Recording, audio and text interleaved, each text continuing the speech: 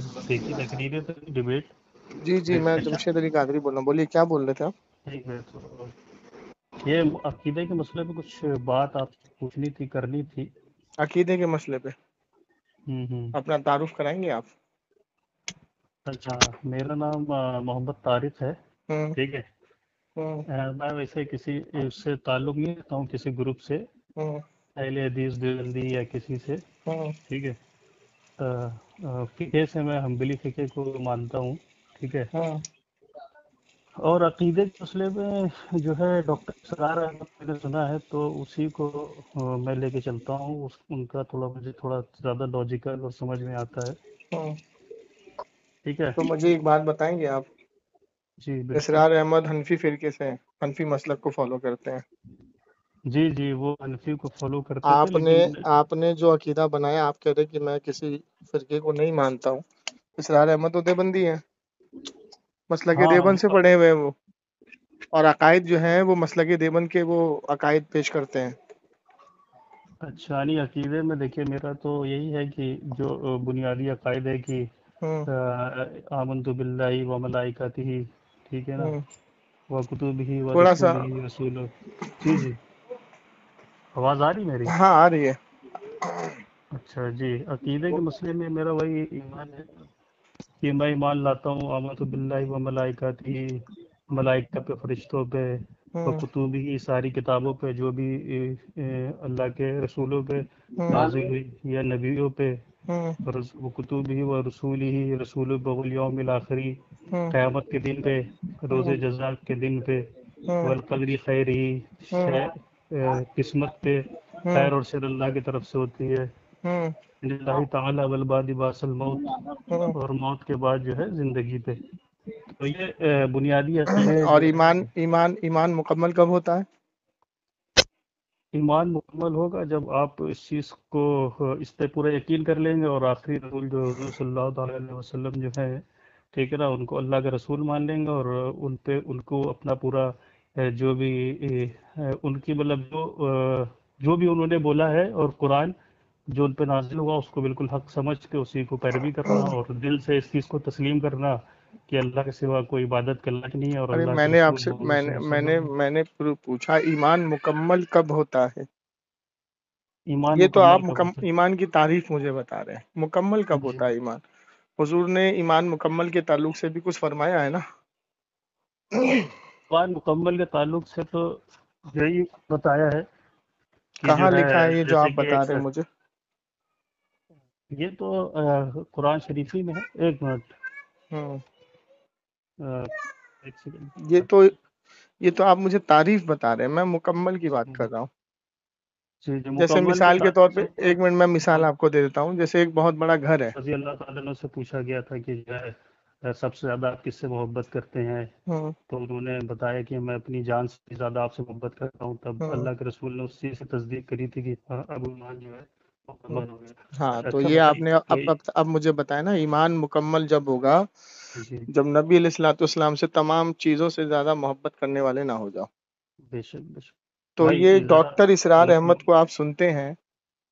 ایک میں التجا آپ سے معذرت چاہوں گا، کوئی آگے بس 1 منٹ کا ٹائم دے مجھے، میں کال بیک کروں آپ کو. مجھے اصل میں پورا دھیان دے کے کال کرنا چاہیے تھا، لیکن اچانک کوئی آ گیا.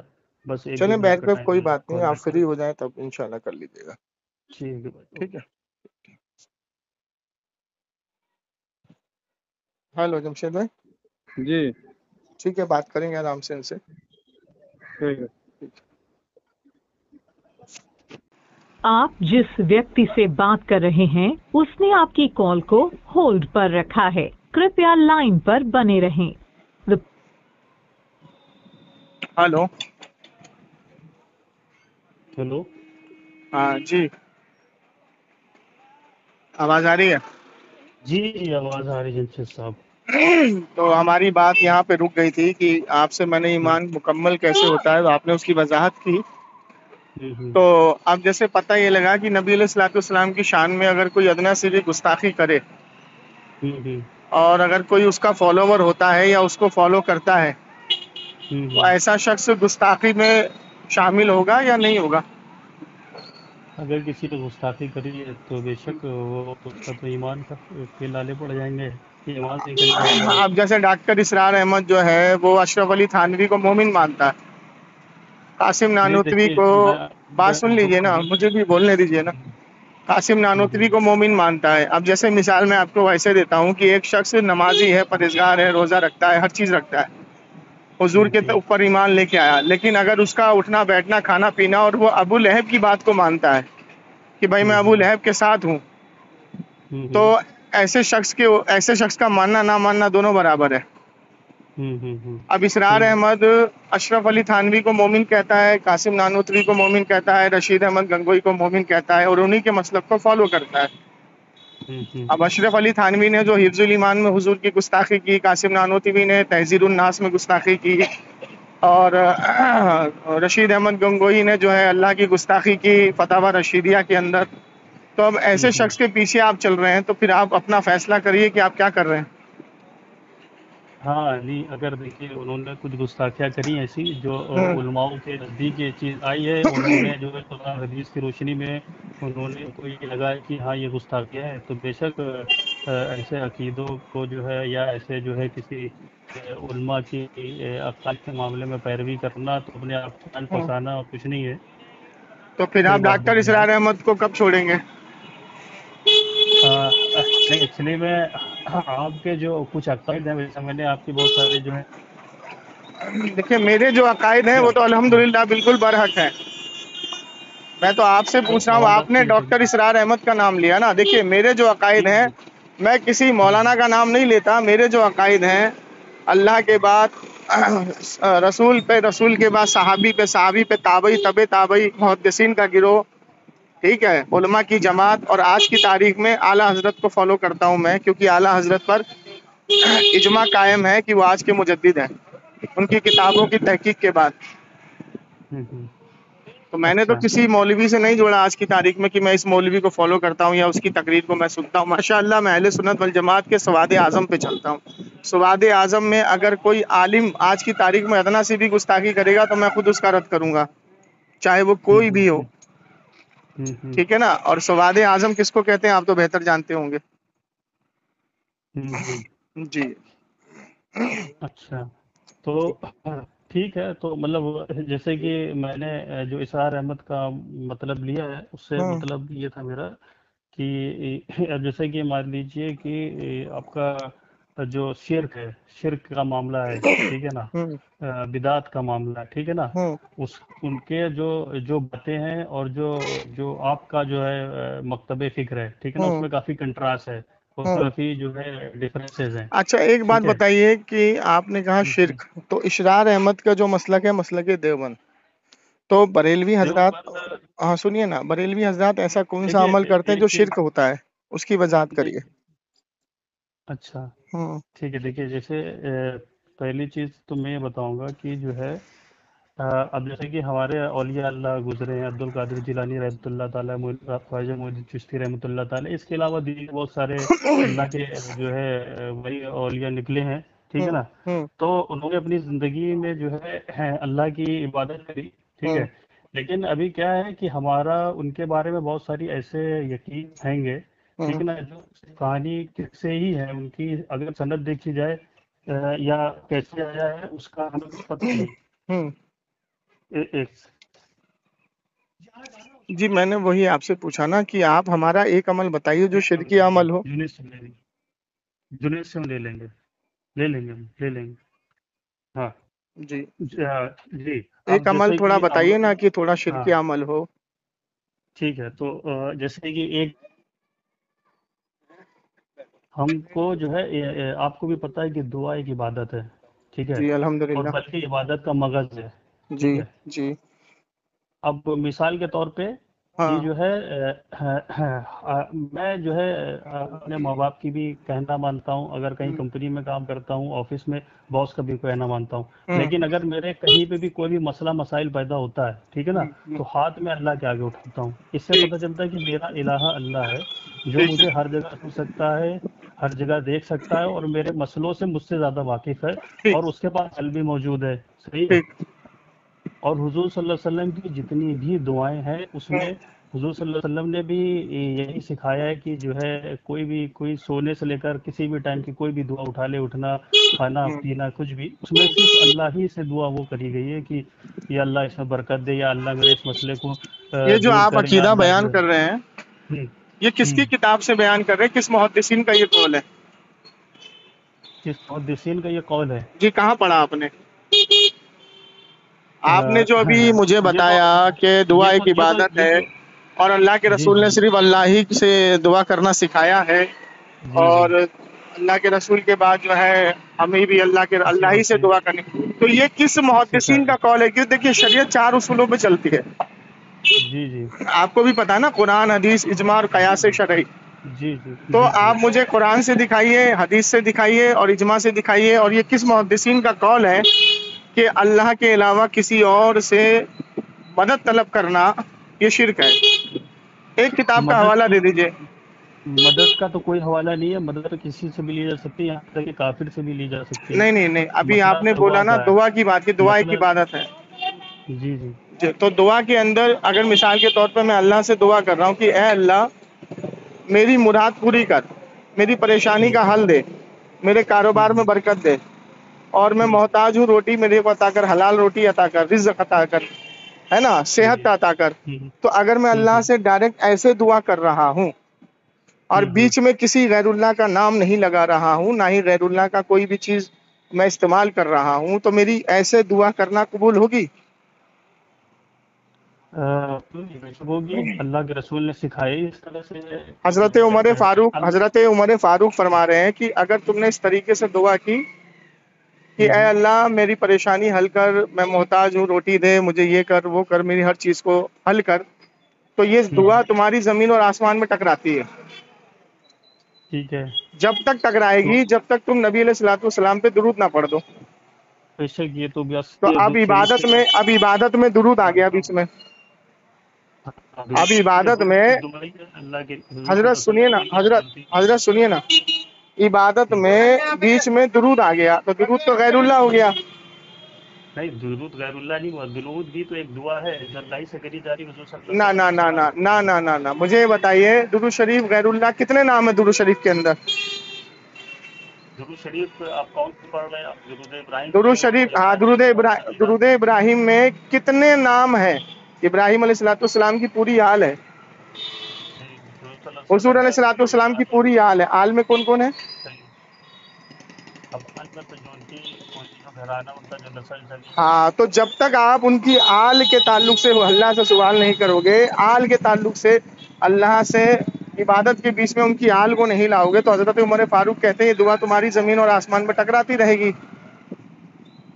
تو اب مجھے آپ یہ بتائیے کہ عبادت کیا ہے، دعا کیا ہے؟ عبادت، اور عبادت میں کسی کا شریک نہیں۔ مثال کے طور پہ اگر ہم نماز پڑھ رہے ہیں، اللہ کی عبادت کر رہے ہیں، اور عبادت کے دوران ہم سارے بزرگوں کے نام لے رہے ہیں رکوع میں، سجدے میں اور تشہد میں، تو پھر تو عبادت تو ہوگی نہیں، تو دعا عبادت ہے۔ اب جب عبادت میں ہم کسی بزرگ کا نام نہیں لے سکتے، تھوڑا سا فرق ہے، یہاں تو تھوڑا سمجھ کا فرق ہو رہا ہے، نہ سمجھ کا فرق نہیں ہو رہا، آپ کے سمجھ کا فرق ہو رہا ہے۔ آپ نے کہا دعا عبادت ہے، لیکن آپ نے شاید امام حجر عسقلانی رحمۃ اللہ علیہ کا قول نہیں پڑھا، دعا عبادت ہے لیکن عین عبادت کیا ہے؟ ہیلو، آواز نہیں آ رہی ہے آپ کی۔ اچھا، دیکھیے یہ تو بات دعا عبادت ہے، عین عبادت وہ ہے جو اللہ کے بتائے ہوئے طریقے سے دعا کی جائے۔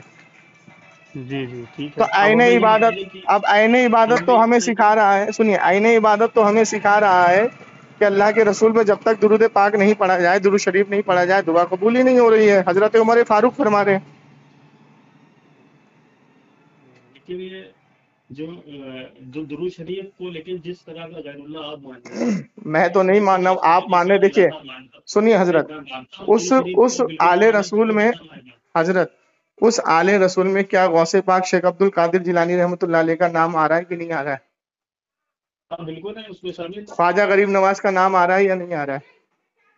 ہاں وہ شامل ہے، تو لیکن یہاں جب پہ ہم اللہ درود تعالیٰ شریف میں، سے ارے دعا حضرت معاملہ دیکھیے صاف ہو گیا، فرق ہے، حضرت سنیے نا، نہیں معاملہ صاف ہے۔ صاف ہو گیا نا، سنیے تو، جب ہم دعا میں آل رسول کا نام لے کے دعا کر رہے ہیں تو ان بزرگوں کا ڈائریکٹ نام لے کر کے دعا کیوں نہیں کر سکتے؟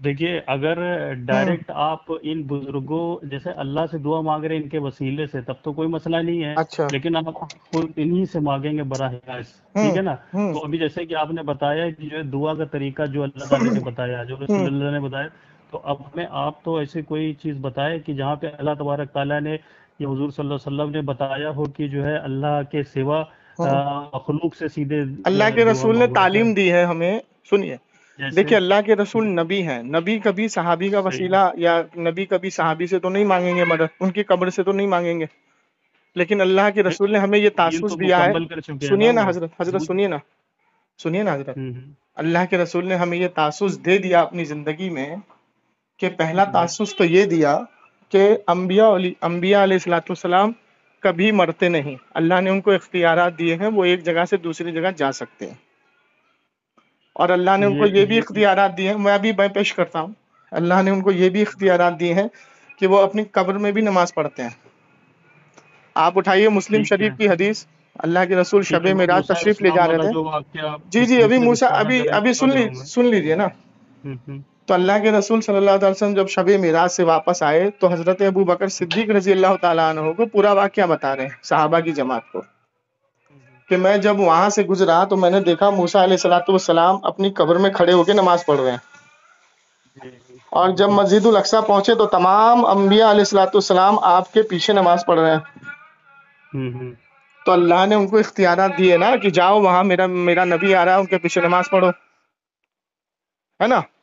اب جب اب موسیٰ دیکھیے علیہ یہاں السلام، پہ ابھی ایک مجھے فرق ہے، کمپلیٹ کرنے آپ دیجیے نا، بات تھوڑا سا کمپلیٹ کرنے جی دیجیے نا. بالکل جی تو جب موسیٰ علیہ الصلوۃ والسلام مسجد الاقصیٰ کے بعد نبی علیہ الصلوۃ والسلام چوتھے آسمان پہ جب ان کی ملاقات ہوئی حضرت موسیٰ علیہ الصلوۃ والسلام سے، جب آپ نماز کا تحفہ لے کے واپس آ رہے تھے تو موسیٰ علیہ السلام نے کتنی بار آپ کو واپس بھیجا؟ 50 سے 5 ہو گئی، ہاں، ہر کتنی بار بار آپ 5 کو؟ 5 کم ہاں، ہوتی رہی. تو اللہ تو عالم الغیب تھا نا، ہوں اللہ کو تو یہ پتا تھا کہ میرا نبی موسیٰ علیہ السلام میرے نبی کو اتنی بار واپس بھیجنے والا ہے، تو میں ایک بار میں فیصلہ کیوں نہ کر دوں، ہے نا. تو اس کی کیا وجہ تھی کہ جو دنیا سے چلا گیا، دنیا سے رخصت ہو گیا، اس کی مدد اللہ کے رسول کو اللہ نے بار بار دلوائی.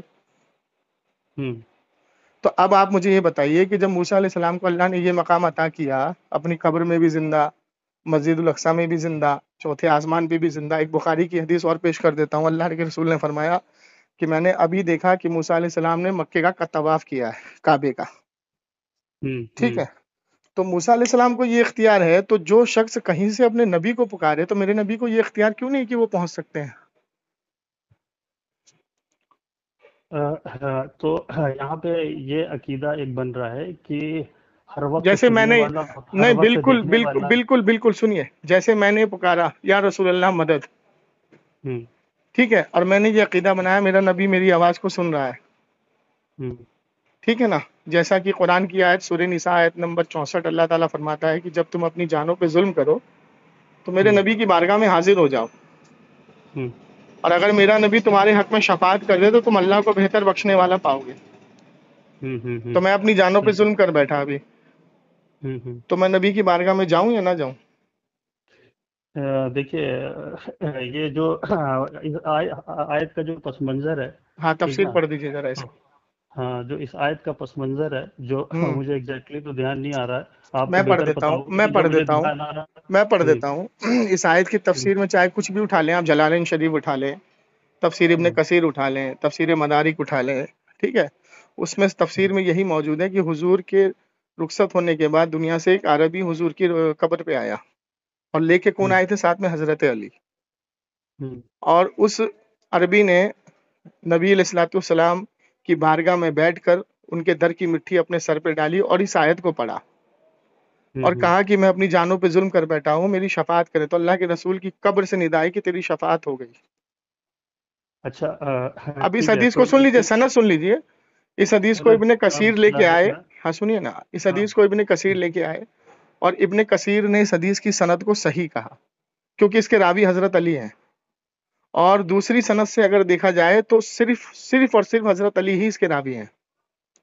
ٹھیک ہے. اب اس کو امام جلال الدین سیوطی نے بھی صحیح کہا، تفسیر مدارک امام مدارک نے بھی اس کو صحیح کہا، اور مصنف ابن عبد الرزاق میرے خیال سے علامہ ان لوگ نے صحیح جی نہیں کہا ہے، لیکن صحیح انہوں نے کہا، اپنی تفسیر سے صحیح نقل کہا. کیا ہے. اگر نہیں کہتے تو تفسیر سب نقل نہیں کرتے ایک ساتھ.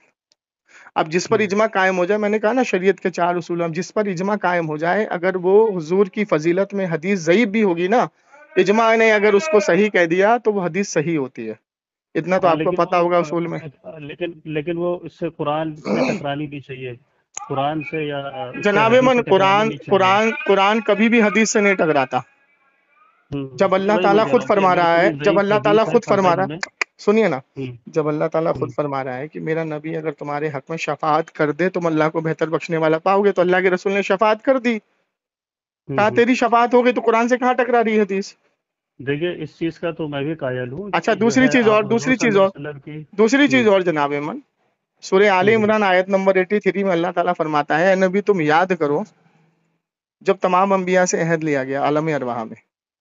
ہوں، اللہ تعالیٰ عہد کیا لے رہا ہے کہ جب تمہارے ہوں، درمیان میرا نبی پہنچ جائے تمہاری کتابوں کی ہوں، تشریح کرتا ہوا، تو تم ہوں، اللہ کو ان کی مدد بھی کرنا اور ان پر ایمان بھی لانا. ہوں، تو اللہ تعالیٰ فرماتا ہے کہ تم نے یہ وعدہ کیا، عہد لیا. تو انبیاء علیہ الصلوۃ والسلام نے کہا ہم نے عہد لیا، تو ٹھیک ہے ایک دوسرے پہ گواہ ہو جاؤ اور میں تم پر ہوں، گواہ ہوں. ہوں، تو انبیاء علیہ الصلوۃ والسلام دنیا سے رخصت ہو گئے جب میرے نبی تشریف لائے، ہوں. مدد کیسے کریں گے؟ اس میں مدد ایسے ہوتی ہے کہ تفسیر عیسیٰ سے علیہ بتائیے، السلام تفسیر سے بتائیے، تفسیر سے ٹھیک بتائیے. ہے.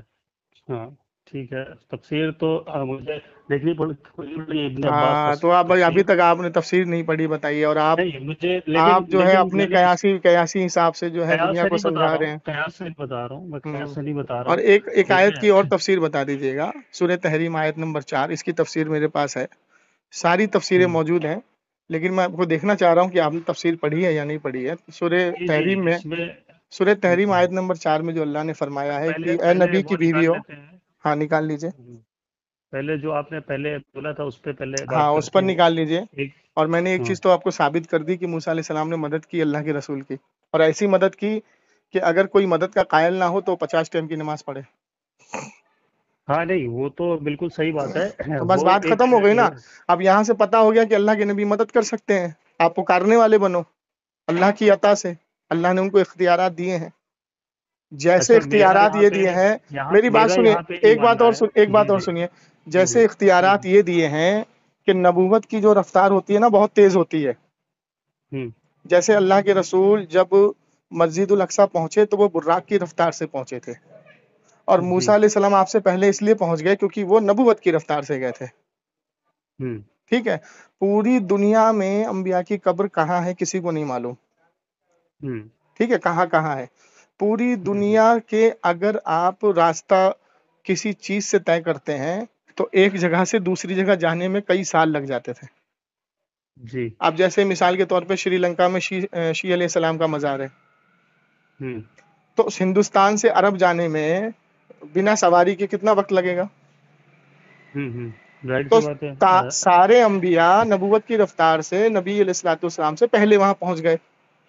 ہوں. ٹھیک، اللہ نے بھیجا نا ان کو، جی جی. اللہ نے اختیارات دیے نا. نہیں دیکھیں یہیں پہ میں جو ہاں پوائنٹ میں بتانا چاہ رہا ہوں کہ اس میں ہاں. فرق یہ ہے کہ اچھا آپ یہ مانتے ہیں کہ اختیارات ان کو دیے ہیں، ٹھیک ہے بالکل. نا. میرا یہ ماننا ہے کہ اللہ تبارک تعالیٰ جس سے جیسا کام لینا چاہے اس وقت اس سے وہ کام لے لیتا ہے. وہ کام کسی سے نہیں لے یہ سکتا ہے. کس کا قول ہے وہ پیش کر دیجئے مجھے. اچھا آپ جیسے کہ کیونکہ قرآن کی ایک آیت ہے. امام جلال الدین سویتی خود فرماتے ہیں. قرآن سنیے کی نا، آیت جو ہے. بات سنیے. آپ نے کہا اللہ تعالیٰ جس سے جو کام چاہے لے لیتا ہے، یہاں پہ جس سے مراد کون ہے؟ انبیاء علیہ الصلوۃ والسلام ہے. کوئی بھی ہو سکتا ہے، کوئی اچھا بھی. نہیں آپ کا قیاس ہے یہ. کیونکہ امام جلال الدین سیوطی رحمۃ اللہ علیہ فرماتے ہیں میں نے نبی علیہ الصلوۃ والسلام کی 100 سے زائد مرتبہ روبرو زیارت کی ہے، اور اس پر مہر لگائی ہے تمام محدثین نے کہ ہاں امام جلال الدین سیوطی رحمۃ اللہ علیہ نے 100 سے زائد مرتبہ حضور کی روبرو زیارت کی. اچھا، امام جعفر صادق رحمۃ اللہ علیہ فرماتے ہیں کہ جب میں نے اپنے قلم کو اٹھایا اور میں نے لکھا بلغ العلا بکمالہ کشفت تجا بجمالہ حسنت جمیع و خصالہ، تو میرا قلم یہاں رک گیا. حضور علیہ الصلوۃ والسلام نے روبرو زیارت کی اور کہا اے امام صادق لکھ صلو علیہ وآلہ، اور یہ کلام آج تک پڑھا جاتا ہے، مشہور ہوا ہے، مشہور اور معروف ہے، اور اس پر تمام علماء کا اجماع ہے کہ نبی علیہ الصلوۃ والسلام نے یہ آگے کے اشعار خود لکھوائے امام صادق سے۔ تو میں دیکھیے آپ تو کی بات کو کیسے یہ مان تو لوں مسئلہ جب جیسے کہ اب جب امام ہمیں یہ جعفر صادق کا تو تو یہ بھی آپ قول ہے کہ اللہ کی رسی کا جب قرآن پہ ذکر آتا ہے تو امام جعفر صادق کہتے ہیں کہ اس سے مراد اہل بیت ہے، ٹھیک ہے نا؟ ہاں لیکن سنیے نا، اگر تو آپ اس میں کیا تفسیر ابن ایک عباس اٹھائے، منٹ ایک منٹ اگر آپ ایک منٹ ایک تفسیر منٹ ابن عباس ایک منٹ ایک اٹھائے تو منٹ وہ سنیے بولیں گے سنیے قرآن ہے۔ نہیں سنیے، آپ نے جو امام جعفر صادق کا پکڑا ہے نا بات کی، اللہ کے رسی سے مراد اہل بیت ہے، ٹھیک ان ہے؟ کے قول کے حساب ہاں سے ان کے قول کے حساب سے کہ اہل بیت ہے، تو مجھے ہم، یہ بتائیے کہ اللہ کی رسی میں کون کون شامل ہے؟ اللہ کی رسی جو ابن عباس تفسیر ابن عباس اٹھائیں گے تو اس سے تو ہوں قرآن بولا گیا ہے، ہاں قرآن بولا گیا کہ قرآن وہ بولا اللہ گیا نا، کی رسی ہے۔ قرآن بولا گیا نا، ہم، ٹھیک۔ اب تو قرآن میں ایک منٹ، قرآن نے بار بار ہر جگہ پہ فرمایا ہے یا ایھا الذین آمنو، ہم، اے ایمان والو، جی تو ایمان والے رسی ہوئے کہ نہیں ہوئے؟ نہیں، ایمان والوں سے وہاں پہ مراد یہ نہیں ہے، ایمان اچھا تو والوں سے پھر مراد ایک جب منٹ اللہ ایک تعالیٰ منٹ ایک مخاطب ہے ایک اس ایک وقت کے ایک مسلمانوں سے، ایک منٹ مسلمانوں ایک سے جو منٹ ایک منٹ مخاطب ہے۔ ایک منٹ ایک منٹ اهدنا الصراط المستقیم صراط الذین انعمت علیہم غیر المغضوب علیہم ولا الضالین، اے اللہ ہمیں ان کے راستے پہ تو چلا جس پر تیرا انعام نازل ہوا۔ کس پر انعام ہم، ہم، نازل ہوا؟ جو جو اللہ کے جو ہے بندے رہے، نیک نیک بندے مقرب بندے، محبوب رہے۔ تو یہ اللہ کی رسی ہے یا نہیں؟ یہ اللہ کی ہمیں رسی اللہ دیکھیے تک ایسے پہنچنے تو کے لیے ایک منٹ، ہم اللہ تک ایسے تو پہنچنے اللہ کے کی لیے، رسی کو جانماز سے سکتے ہیں، جناب جانماز سے جناب جناب رسی سنیے کیسے نا، سکتے ہیں؟ جناب سنیے نا، ہمیں اللہ کی رسی تک پہنچنے کے لیے اللہ والوں کے پیچھے چلنے کے لیے اللہ نے خود حکم دیا۔ اچھا یہ بتائیے، آپ تفسیر اپنے من سے کسی میں کی کہاں بنا اپنے لیں گے من سے کسی تفسیر آیت کر کی رہا ہوں؟ یا کسی اہدنا الصراط المستقیم کی تفسیر کیا میں نے غلط کی؟ اہدنا وہ الصراط تو ٹھیک ہے، المستقیم، لیکن اس کو آپ ہاں لیکن ایک یہاں منٹ رسی کا ذکر جناب، نہیں ہے، ہاں جناب سنیے رسی نا، کا میں آپ ذکر کو بتا یہاں رہا ہوں، جناب رکیے نا۔ اب اس رسی سے مراد کون ہے، میں آپ کو وضاحت کر رہا ہوں۔ اس رسی سے مراد وہ تمام مومن ہے۔ اگر آپ نے کسی بھی ایک مومن کا راستہ پکڑ لیا، اس کے پیچھے چل گئے، تو اس رسی سے مراد وہ ہو جائے گا۔ اگر آپ نے اہل بیت کا راستہ پکڑ لیا، وہ بھی مومن ہے، رسی سے مراد ہو گیا۔ اگر آپ نے ایمان والوں کا راستہ پکڑ لیا تو بھی مومن ہے۔ آج کی تاریخ میں کسی اللہ کے ولی اور ایسے کامل ولی پرہیزگار متقی کا راستہ پکڑ لیا تو وہ بھی اللہ کی رسی ہے۔ تو اللہ کی رسی کے کئی وہ ہیں معنی، قرآن نے خود فرمایا ہے، قرآن خود نہیں، اس کا ابن شاہد عباس ہے۔ تفسیر ابن عباس اٹھائیں گے، وہاں پہ سیدھے سیدھے قرآن میں مینشن اچھا ہے کہ قرآن، اللہ کی اچھا رسی سے ٹھیک، مطلب چلیں اللہ کا ٹھیک۔ قرآن ہے۔ اب مجھے اور بتائیے کہ قرآن کا آپ نے ایک قرآن یہ ہاتھ بھی میں لے بنتا لیا، ہے۔ جناب آپ نے جی قرآن ہاتھ میں لے لیا، ہم، قرآن کس سے سیکھنا ہے آپ کو؟ ظاہر سی بات ہے جو علم والے ہیں اسے کیوں علم سیکھیں گے والوں کے پاس اللہ کیوں کی جا رہے رسی، ہیں؟ کیونکہ جو ہے انہوں نے اس کا اللہ کی رسی کو اللہ نے پکڑا نا۔ وہی فرمایا ہے۔ ہاں، ہاں، تو رسی خالی قرآن آپ کے لیے خالی قرآن آپ کے لیے اللہ کی رسی نہیں ہے۔ وہ قرآن کو تو جس ذریعہ نے ایک سمجھا ہے، حاصل کی کرنی سنیے تھی۔ بھائی صاحب سنیے، اگر آپ کو قرآن کو خود پڑھنا ہے، جیسے مثال کے طور پہ آپ خود پڑھ رہے ہیں، تو قرآن میں 3 قسم کی آیتیں ہیں، ایک محکم متشابہات اور ایک مقطعات۔ تو آپ کو کون ہم، بتائے گا کہ محکم کیا ہے، متشابہات کیا ہے، مقطعات کیا ہے؟ اور وہ قرآن کی بات صحیح ہے آپ کی، ہاں تو بالکل صحیح قرآن بات، اپنے آپ سے آپ نہیں پڑھ سکتے، وہی ہاں کہہ رہے ہیں تو کہ وہ صحابہ بھی حضور صلی اللہ علیہ وسلم ہی سے پڑھتے تھے اور تابعین صحابہ سے پڑھتے تھے، ٹھیک ہے؟ اللہ کے تو رسول نے اسی صحابہ کی 2 جماعت بنائی۔ ایک صحابی رسول کو اللہ کے رسول نے حکم دیا کہ تم قرآن سکھاؤ، کیونکہ اللہ کے رسول نے ان کو سکھایا تو اب وہ آگے سکھا رہے ہیں، ٹھیک ہے؟ اچھا اسی پہ مجھے وہ ایک حدیث آپ کو بھی پتا ہوگا، اکثر لوگ کوٹ کرتے ہیں کہ 70 صحابہ شہید ہو گئے تھے، کسی نے جو ہے کیا کہتے ہیں بلایا تھا کہ بھائی ہمیں بھیج دیے صحابہ کو، ہم جو ہے وہاں پہ جو ہے کیا کہتے ہیں ان سے اپنا دین سیکھیں گے سکھائیں گے، لیکن راستے میں انہوں نے دھوکہ دے کے شہید کر دیا تھا 70 صحابیوں کو۔ اس چلیے ٹائم ان صحابیوں نے یہ فرمایا کہ اللہ میرے حال کی حضور صلی اللہ علیہ وسلم کو خبر پہنچا دے، ٹھیک ہے نا؟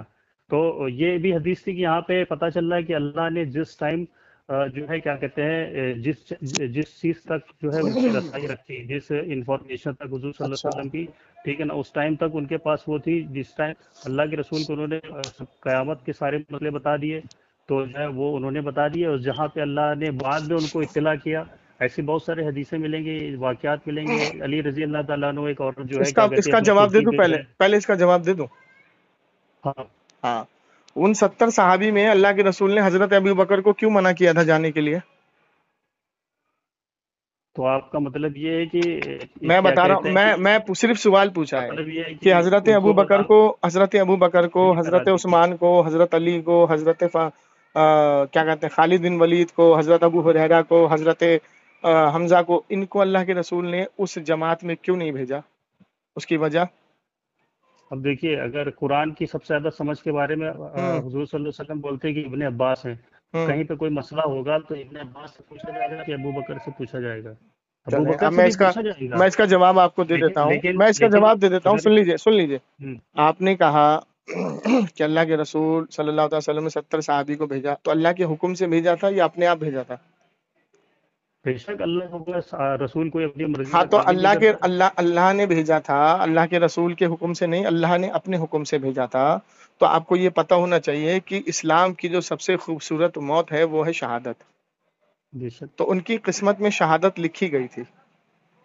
دوسری چیز سنیے کہ اللہ کے رسول صلی اللہ تعالی وسلم نے کبھی بھی اللہ کے علاوہ، اللہ نے جب تک حکم نہیں دیا اس راز کو راز رکھا. جیسے مثال کے طور پر اللہ کے رسول نے قیامت تک کے تمام منافق کے نام حضرت حذیفہ رضی اللہ تعالیٰ عنہ کو بتا دیے تھے. اب جس نماز میں، جنازے کی نماز میں، مدینے میں جب کسی کا کوئی مرتا تھا یا کسی کا انتقال ہوتا تھا تو حضرت عمر فاروق نماز حذیفہ سے جنازہ پڑھانے کے لیے آتے تھے تو وہ یہ دیکھتے تھے کہ حضرت حذیفہ اس جنازے کی نماز میں ہے یا نہیں. صحیح. جب وہ ہوتے تھے تو نماز پڑھاتے تھے، نہیں ہوتے تو کہتے منافق ہے کہیں بھی دفن کر دو. صحیح. ٹھیک ہے. تو قیامت تک کے منافقوں کے نام اللہ کے رسول نے کس کو بتایا؟ حذیفہ رضی اللہ تعالیٰ عنہ کو. اور حذیفہ رضی اللہ اب تعالیٰ عنہ کو بھیدی صحابی بھی کہا چیز گیا. ہے کہ آپ اس کو ایسے کمپلیٹ کرنے بڑھاتے ہو دیجیے نا نا، کہ نہیں کمپلیٹ کرنے دیجیے.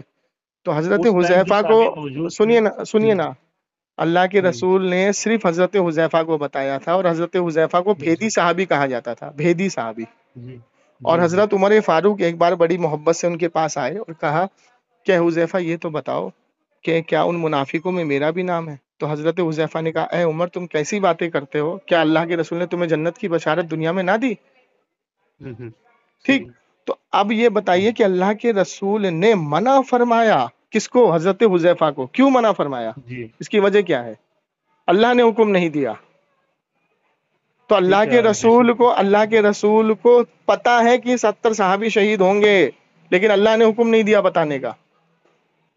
آپ دیکھیے، حدیث تو پڑھتے ہو اب لیکن اچھا حدیث اس کی بارے میں شرح کیا نہیں بولیں پڑھتے کہ ہیں. نہیں، یہ آپ نے جو نہیں عقیدہ شرح بنایا آپ یہ کس محدثین نے بنایا؟ اس حدیث کو یہ لے جو کے شرح پڑھ رہے ایک ہیں، منٹ یہ سنیے شرح جو آپ نہیں.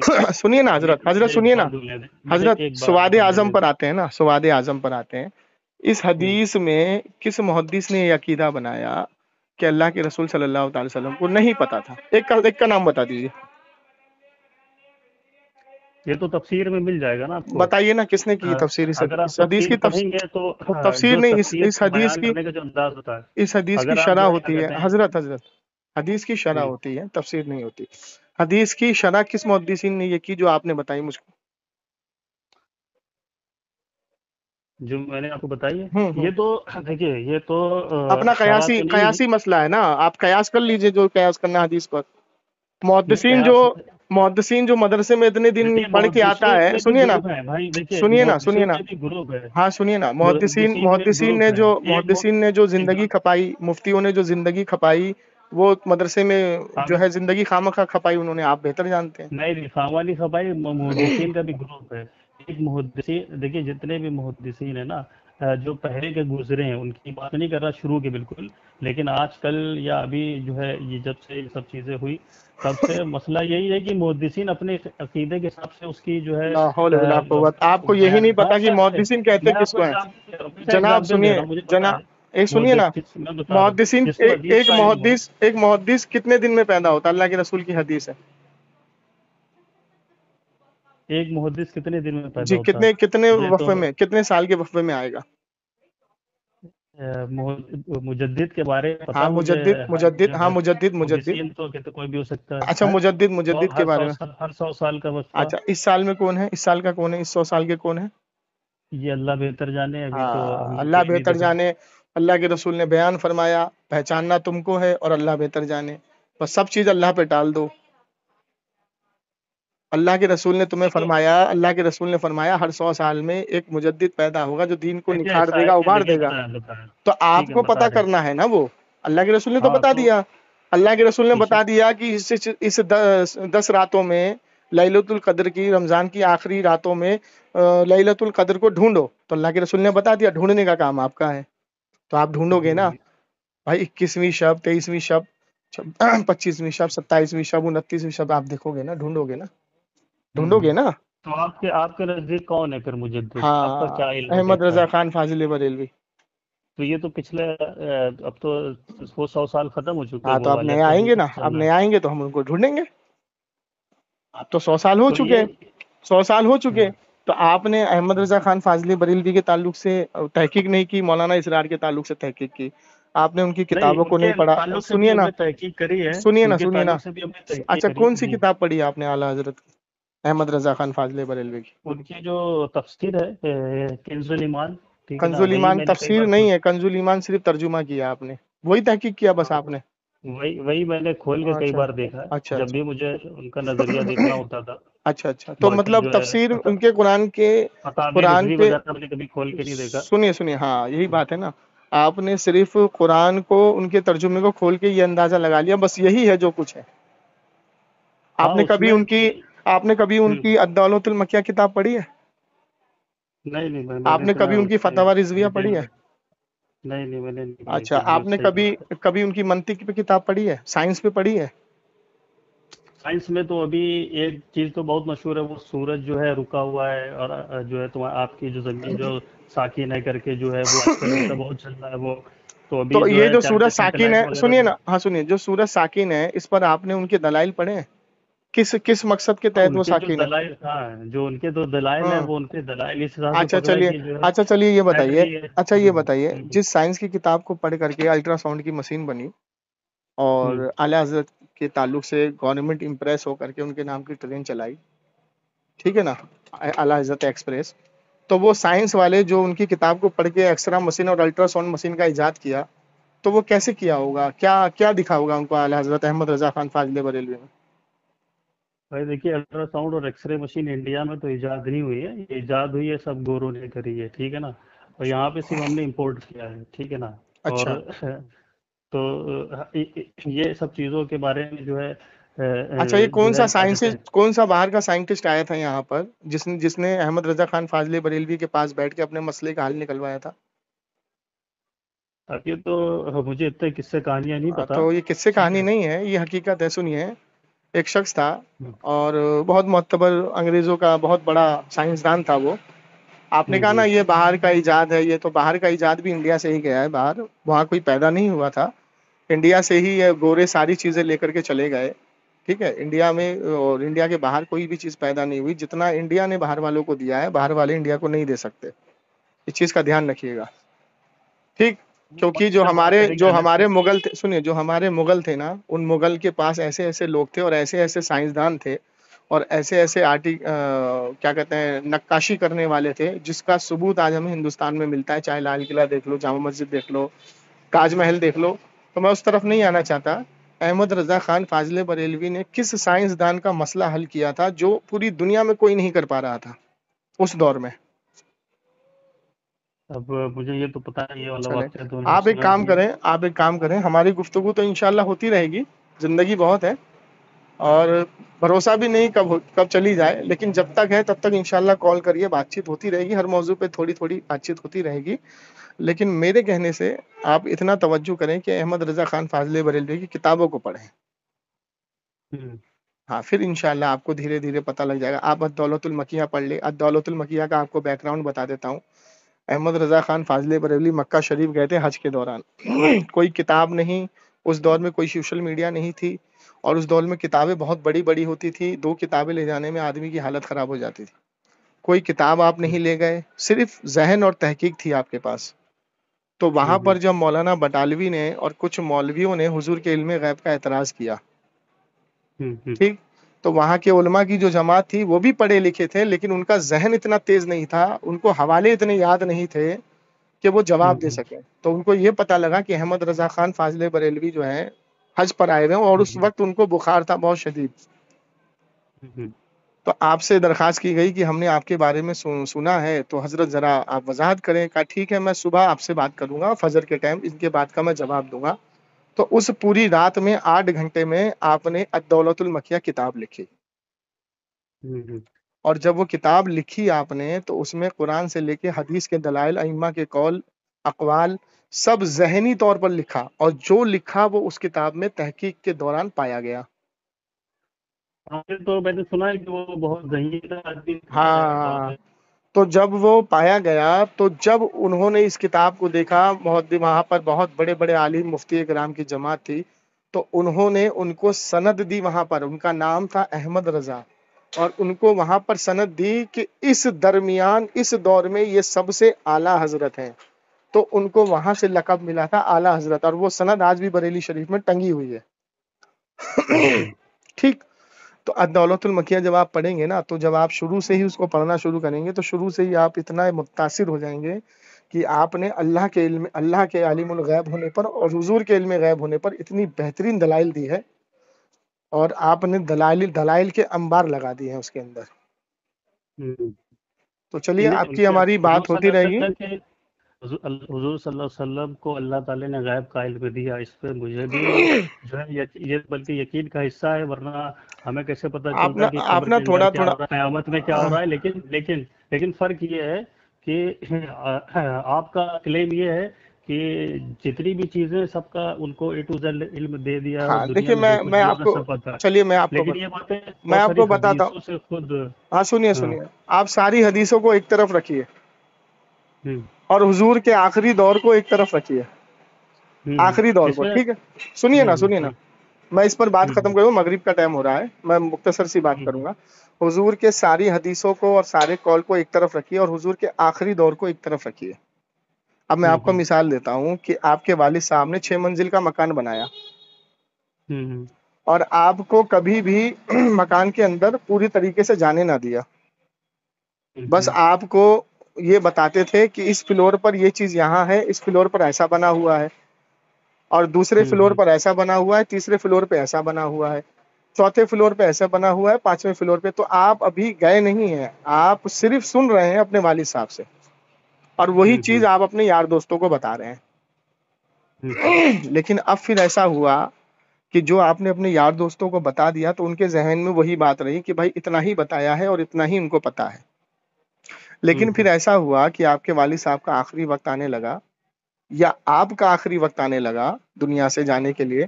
تو آپ کے والد صاحب نے کہا کہ اب تو آخری وقت ہوگا، کہیں ایسا نہ ہو کہ اس کے مکان کو جو میں نے بنایا ہے اس کے بارے میں کوئی سوال کر لے کہ ان کو تو پتہ ہی نہیں کہ مکان تمہارے بیٹے کے نام سے بنا ہے، ان کو کچھ پتہ. تو آپ کے والد صاحب نے نیچے سے اوپر تک آپ کو سارا گھما دیا، ایک ایک چیز دکھا دی، ایک ایک سیڑھی دکھا دی، ایک ایک زینہ دکھا دیا، ایک ایک چارپائی دکھا دی، اس مکان میں ہر ایک چیز دکھا دی آپ کو. اور پھر اب آپ نیچے آئے، اور آنے کے بعد آپ نے اپنے دوستوں کو وہ ساری چیزیں بتا دی. تو جب لاسٹ کی بات آپ نے بتا دی تو پہلے کی بات کیا ہوئی ہے نا. اب سنیے، آپ کہتے ہیں بہت ساری حدیثوں میں پتا ہے کہ حضور علیہ الصلوۃ والسلام کو وہی چیز ایسے اور ایسے آپ نے بتایا، اور ہمارا یہ عقیدہ ہے ما کانا وما یکون، یعنی جو ہو چکا جو ہونے والا ہے. اب سنیے حضور علیہ الصلوۃ والسلام کے آخری دور کی حدیث. اللہ کے رسول صلی اللہ تعالی وسلم نے، یہ بخاری کی حدیث پڑھ رہا ہوں میں، بھیج دوں گا آپ کو. فجر کی نماز پڑھائی، ممبر پہ جلوہ افروز ہوئے اور آپ نے واز کیا. صحابہ اکرام حیرت میں پڑ گئے کہ آج اتنا لمبا واز، اتنا لمبا بیان حضور کیوں کر رہے ہیں، کیا وجہ ہے. اس کے بعد صحابہ کی یہ ہمت نہ ہوتی تھی کہ حضور سے یہ کہیں کہ آج آپ اتنا لمبا بیان کیوں کر رہے ہیں. خاموشی سے صحابہ سنتے تھے. اس کے بعد آپ نے ظہر کی نماز پڑھائی، پھر ممبر پہ جلوہ افروز ہوئے، پھر آپ نے واز کیا. پھر عصر کا وقت ہوا، عصر کی نماز پڑھائی، پھر ممبر پہ جلوہ افروز ہوئے، پھر واز کیا، یہاں تک کہ آفتاب غروب ہو گیا، مغرب کا وقت ہو گیا. اور حضرت عمر فاروق فرماتے ہیں کہ میرے نبی نے ابتدائے خلق سے لے کے ابتدائے خلق تک، جنتیوں کے جنت میں جانے سے اور دوزخی دوزخ میں چلے گئے، وہاں تک سب کچھ ہمیں بتا دیا. اور جس نے اس حدیث کو یاد رکھا وہ یاد رکھا، جو بھول گیا وہ بھول گیا. اب میرے نبی نے ابتدائے خلق سے، مطلب جو ہو چکا اور جو ہونے والا ہے، اور جنتی جنت میں چلے گئے، دوزخی دوزخ میں چلے گئے. میرے نبی نے یہ بھی بتا دیا جنت میں کون کون جائے گا، دوزخ میں کون کون جائے گا. اسی دوران حضرت حذیفہ کو منافقوں کے نام بھی بتائے. تو جنتی کون کون جنت میں جائے گا، دوزخی کون کون دوزخ میں جائے گا، اور کیا ہو چکا اور کیا ہونے والا اور کیا ہوگا سب بتا دیا. تو اب ہمارے پاس یہ دلیل ہے کہ نہیں ما کانا وما یکون کی، جو ہو چکا جو ہونے والا میرے نبی سب جانتے ہیں؟ بے شک حضور صلی اللہ علیہ وسلم کا علم کتنا کیا ہے، ٹھیک ہے، تو کوئی اب بتا ہی ہم نہیں جو سکتے، پرانی لیکن حدیث بس جو ایک اب جو ایک پہلے کی چیز جو ہے نا۔ حدیث ہے نا، اب سنیے نا، جو پہلے کی حدیثیں جو بیان کرتے ہیں نا یہ لوگ، جیسے میں نے آپ کو مثال دی کہ آپ نے اپنے دوستوں کو بتایا، لیکن اینڈ میں جو بتایا وہ معتبر ہوا، تو یہ پہلے کی حدیثوں کو لے کر کے یہ چند لوگ جو نا علم کے واقف ہیں، علم سے واقف نہیں ہیں، وہ اعتراض اٹھاتے ہیں نا حضور کے علم غیب پر، تو یہ بات اس حدیث سے ٹکراتی ہے۔ اچھا، اس حدیث کے بارے میں کیا بولیں گے؟ جو فلق اور ناس نازل ہوئی تو فرشتوں نے آ کے حضور صلی اللہ علیہ وسلم کو بتایا کہ جو ہے جادو ہوا ہے، فلانے نے کیا ہے، ایسے کیا ہے، پھر اس جگہ پہ جادو دفن دیکھیے ہے، آپ کو پھر وہ جادو کو لے ایک گئے۔ چیز آپ کو میں بتا دوں، علامہ الفسانی رحمۃ اللہ نے ایک بہت اچھا نقشہ کھینچا ہے۔ علامہ الفسانی رحمۃ اللہ علیہ اپنے دور کے بہت بڑے محدثین ہیں، اور شیخ عبد القادر جیلانی رحمۃ اللہ علیہ کے دور کے ہیں۔ انہوں نے ایک بہت اچھا نقشہ کھینچا ہے۔ انہوں نے یہ کہا کہ علم غیب کا جو نام ہے، علم غیب ہوتا ہے توجہ کا نام، اور جس طرف میرے نبی نے توجہ کی اس کا علم حضور کو ہوا، اور جس طرف میرے نبی نے توجہ ہی نہ دی، اس کی طرف دھیان ہی نہیں دیا، توجہ ہی نہیں دی، تو اس کو ہم یہ نہیں کہہ سکتے کہ حضور کو یہ نہیں پتا ہے۔ خیر وہ ہم تو اس کو اس پہ بات کرنا بھی جو ہے صحیح نہیں ہے، حضور صلی اللہ علیہ وسلم کے علم پہ بات کرنا، ٹھیک نا۔ بس ہمارا یہ اگر عقیدہ آپ کا بھی یہی ہے کہ جو ہے اللہ کے برابر ان کا علم نہیں تھا، نہ ٹھیک یہ ہے تو نا۔ میں نے آپ کو کہا نا، دولت المکیہ پڑھو گے تو آپ کو ہاں پتہ لگ تو جائے گا کہ مسلک اعلیٰ حضرت کا علم غیب پر عقیدہ کیا ہے۔ ہاں تو کوئی مسئلہ ہی نہیں ہے اگر تو آپ آپ کہتے ہیں پڑھیے کہ اس اللہ کو، کے برابر نہیں تھا۔ کتاب کو پڑھیے، تحقیق کریے، آپ کو پتہ لگے گا۔ ہاں آپ ڈاکٹر اسرار احمد کو سنتے ہیں، تھوڑا سا احمد رضا خان فاضل بریلوی کی کتاب بھی پڑھیے۔ ہاں، وہ چلیے تفصیل پڑھتے رہیں گے۔ انشاءاللہ مغرب کا وقت ہو گیا ہے، میں آپ سے پھر انشاءاللہ گفتگو کروں گا، ہوتی رہے گی گفتگو، ٹھیک ہے؟ دعا میں یاد رکھیے گا۔ السلام علیکم۔ وعلیکم السلام۔